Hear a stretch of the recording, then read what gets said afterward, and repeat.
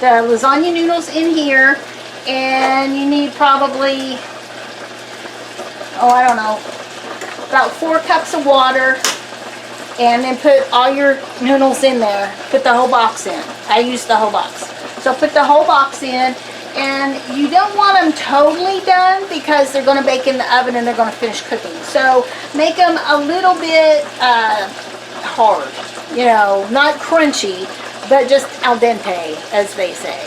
And that probably takes, I don't know, 15-20 minutes, you know, give or take. And then in this pan, we have the hamburger, and you can put salt and pepper in there. You can use any kind of hamburger you want. I personally, like, which I never thought I would, I like to use bison meat, which is a little bit more expensive, and it's buffalo meat, okay?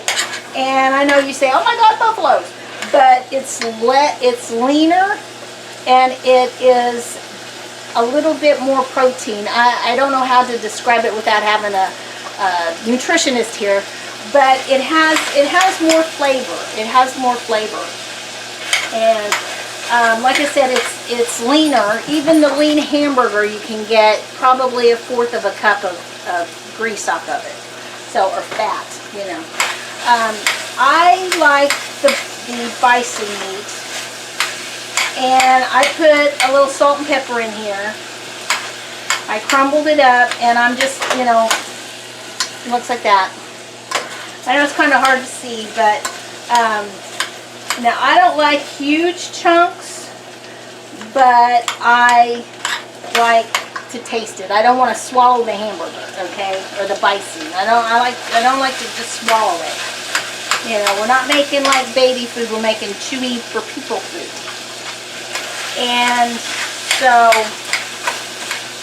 you do that. Now, you can make your own spaghetti sauce, and we're going to do that on an upcoming show. I've been asked to do that because I have a recipe that is it's great. I like some seasoned salt in there. This is Morton natural seasoning salt, and it has onions and garlic and salt and pepper and all kinds of goodies. I mean, this stuff is good stuff. You can get it anywhere, Walmart, Kroger, probably Whole Foods, Best Buy, whatever you want to do. Not Best Buy, sorry. But you can get it at, you know, pretty much any local grocery store.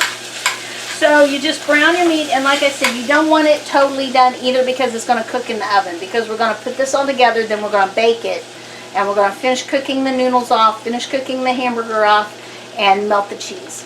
So, like I said, you can make your own spaghetti sauce. That's up to you. If you have a recipe your family likes, go for it. I didn't have time to do that today, but like I said, we're going to do that in another show. Okay? I like Newman's Own, and I like, it's called Stockaroni. And it's a really good brand. It's a really good company.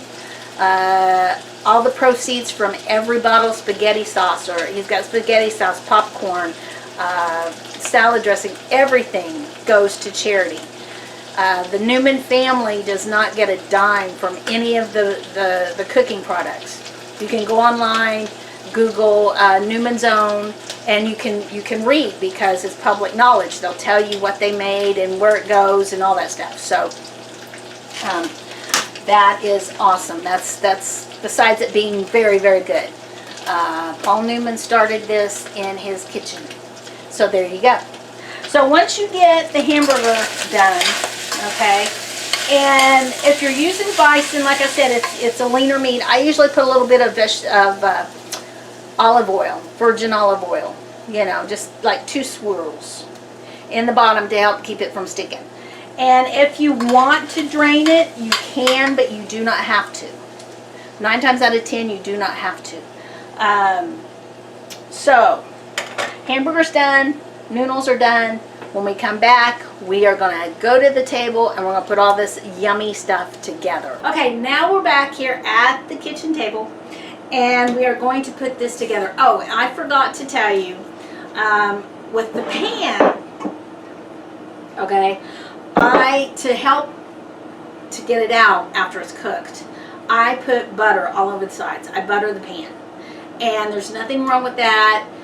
It doesn't do anything but make it butterier, you know, if that's a word. And so it will help to brown the cheese. And also, whenever you go to cut it and serve it, it is easier to get out of the pan. So any kind of butter you can use. I don't use, this is margarine, but I usually use regular butter because it has a higher heat thing where it doesn't burn, and B, it just tastes better to me. But I grabbed this. So, all right.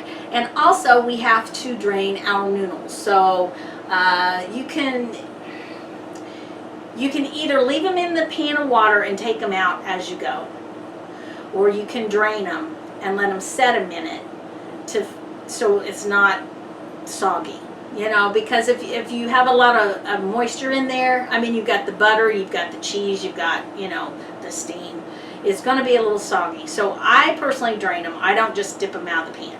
So we're going to do that because I forgot to do that, and I'll be right back. While that is resting, put this over here.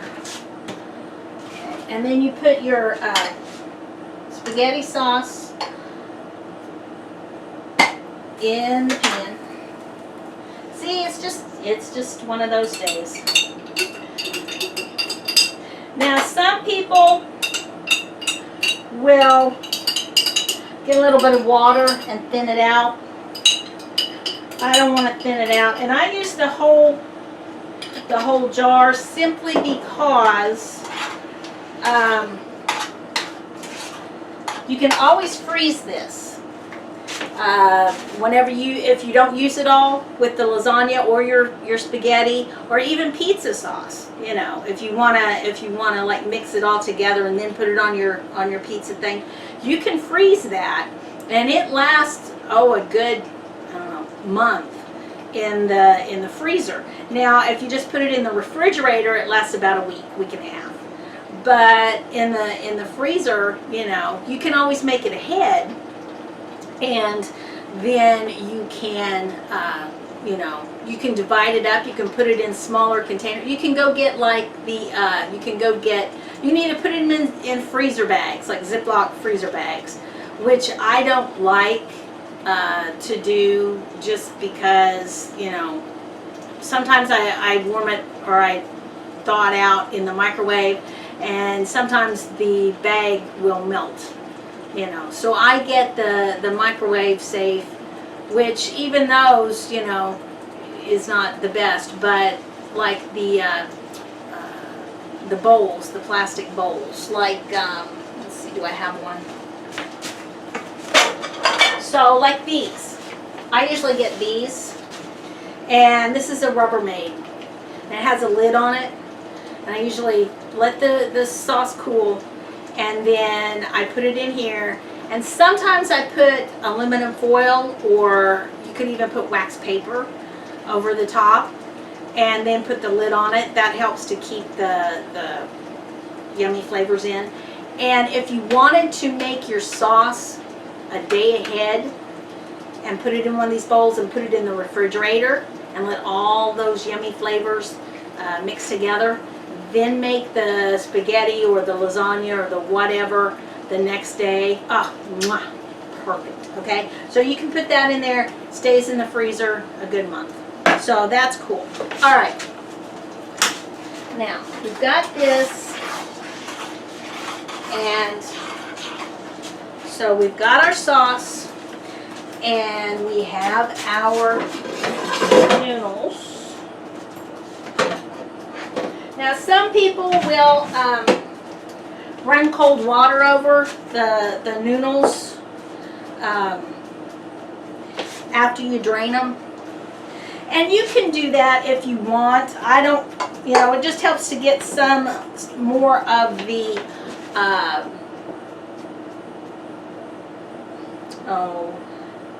gluten off the noodles, because it's like gluten-free. There's gluten-free noodles and spaghetti and all that stuff too, but it just helps to get more of that off. So, I mean, it's a preference. You can or you don't have to.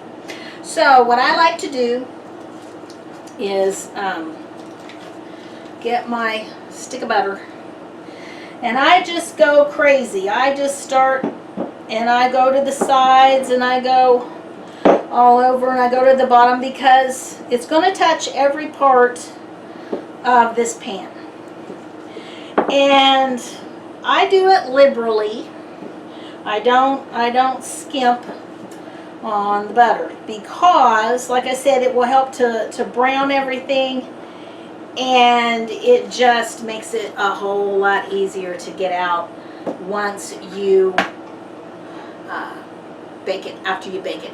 Now, while I'm putting all this stuff, cooking all this stuff, I have the oven set on 350. I preheat the oven, and that just makes it cook faster. You know, you don't have to preheat the oven. That's a preference as well. I prefer to do it because it's gonna, once you get it in the oven to get everything brown, it's gonna take a good half hour. So if you've got, you know, hungry kids, or you're on your way to a potluck, or you're on your way to, you know, PTA, whatever, you know, you want to hurry it up. So if you don't preheat it, it's going to probably take a good hour. If you preheat, it's going to take about half that time. Sometimes, you know, 20 minutes, 20, 30 minutes, give or take. So let me see, where's my fork? Here's my fork, my handy dandy fork. Now, what I do first is I put some sauce on the bottom. Now, like I said, you don't have to put meat in it, but you can. And so I cover the bottom of the pan. And like I said, leftovers can be frozen, and you can use it again. You can mix it with new, whatever you want to do. So you've got it covered on the bottom. And then you can put a layer of cheese if you want, but I don't. I usually just go straight for the noodles. And these noodles, you know, they like to stick together, and them babies are hot. But and you just make layers like a cake. You put them on there like a cake. Now this pan is smaller, it's narrower, so you can put two to a layer, 2 noodles to a layer. You can put 4 noodles side by side. You can double up, you know, on the noodles. Since this is a smaller pan, I'll probably make 2 pans of it. But you can overlap them. You can do whatever you want. If you overlap, it's harder to cut. So I would put 2 noodles, and then I would put a layer of sauce. See, you're just building a cake, a layer cake, and spread that around. Doesn't have to be perfect, however you want to do it. And if you wanted to make 2 of these, just double the recipe. So I used 1 pound of meat, and I used 1 box of noodles. Now I've got about 2 cups of cheddar cheese I put in a bowl. And you can put more cheese, you can put less cheese, you can do 2, you know, mozzarella and cheddar, you know, make it kind of pizza-y, you know. But it's like I said, some people put cottage cheese. I don't like cottage cheese. You could put cream cheese. Some people do that. And, you know, you can use tongs, but I like to, you know, food is, you got to touch it. You know, you got to touch it. And that's what, that's what the difference is, I think, between, store-bought lasagna, where they stick everything in a machine, it goes down a construction line, and it's kind of like an assembly line. And this is kind of what we're doing, but it's with your hands. And, so we layer and layer, layer and layer. And like I said, you can, and if you want to put more than, two layers of noodles per layer, that's up to you. You can reheat these noodles, and you can put tomato juice in there. You can put cheese in there, whatever. If you have extra cheddar cheese, you can make mac and cheese out of it. Without the macaroni, it would be like noodles. That's happened before. You can do that and bake it in the oven and make kind of a casserole type of thing. It's totally up to you. But usually, if my nephew was here, he would be eating the raw or the cooked noodles. So, and just fill your pan. You don't have to fill it all the way to the top, but you can. You can, if the noodles are too big, you can always tear them in half, make them smaller, whatever you want to do. But this, I've got 3 noodles left out of that 1 pound box. It was a 1 pound box. So,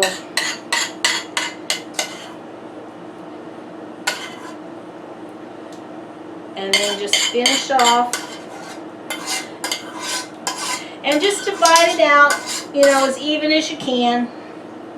Like I said, you can double the recipe if you don't think you're going to have enough, or if you're going to make a bigger pan, a wider pan. You could double the spaghetti sauce. You could use, you can use 2 jars and 2 pans of hamburger.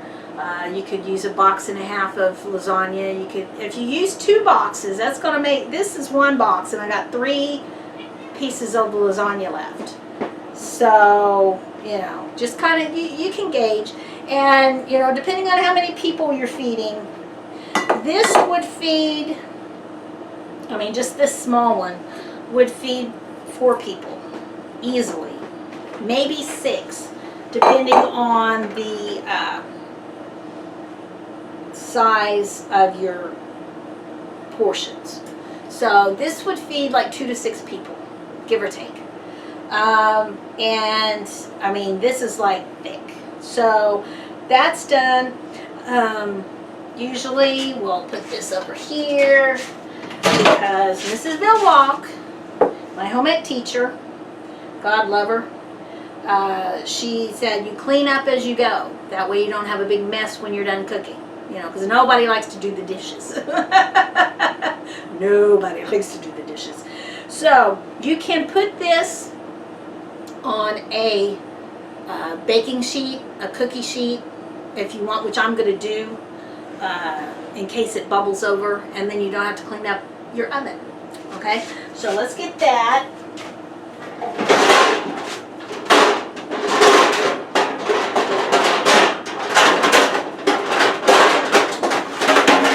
Okay, so cookie sheet, and put that on. Get one where it's just a tad bit bigger than your pan. And put this in the oven at 350.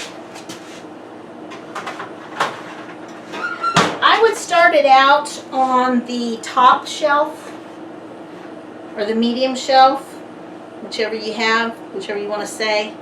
And then check it, and probably the last 5-10 minutes, put it on the bottom You know, you can always put it, or you can even put it on the top and turn it on broil, and you know, broil that cheese and make it all cheesy and gooey, and you know. So we're gonna let that cook. When we come back, we're gonna have lasagna. So I'm gonna clean up here, and we'll be back in a minute if I can talk. Okay, we'll see you in a minute. Here you have it, lasagna for the family. Only less than an hour, and you've got dinner. So if you want, like I said earlier, if you want to prepare this the night before, stick it in the fridge, pull it out when you get home. An hour later, you eat. So no big deal. You know, 3-4 ingredients, and you're done. So you can have salad with this, and you've got date night, you've got family night, you've got weekend pitch in. You've got a weeknight meal that you can prepare ahead of time. Pull it out. There you go. When the husband and the kids say, "What's for supper?" Lasagna. And you know, prep time, even if you don't pre-do it, doesn't take long at all. So until next time, bon appetit!